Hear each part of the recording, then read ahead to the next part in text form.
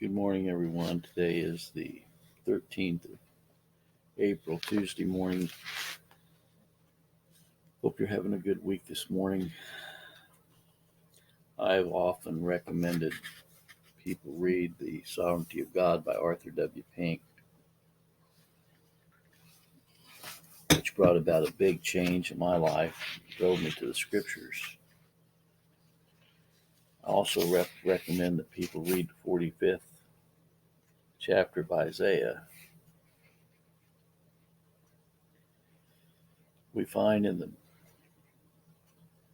9th chapter of Romans, hath not the potter power over the clay of the same lump to make one vessel unto honor and another unto dishonor?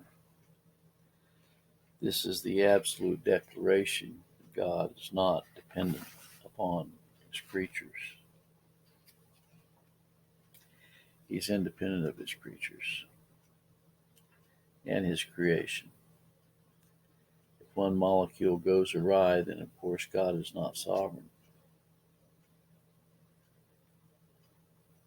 Once we come to accept the fact that God is sovereign, there is a tremendous rest for the people of God.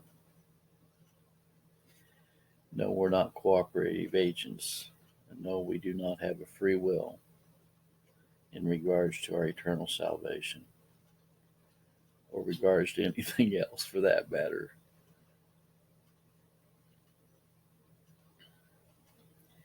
As it relates to divine providence, Joseph told his brothers, "You meant it for evil, but God meant it for good."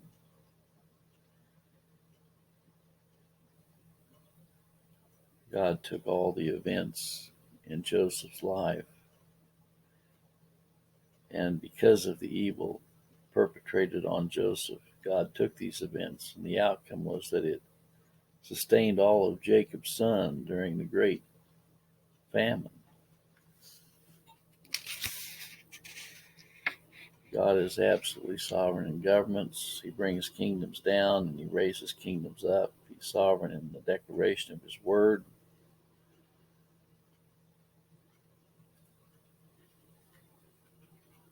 And if we deny God is sovereign, we're denying God is God.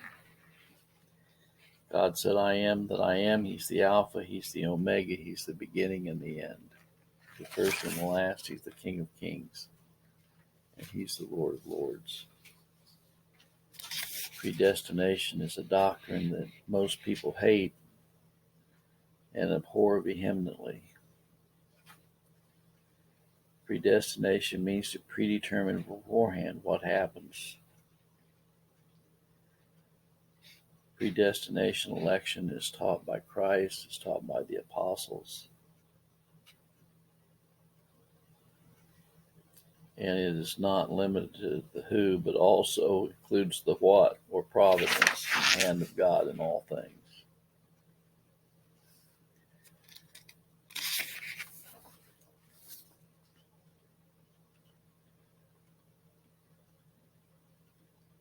The 5 biblical points expressed in the acronym TULIP are succinctly clear.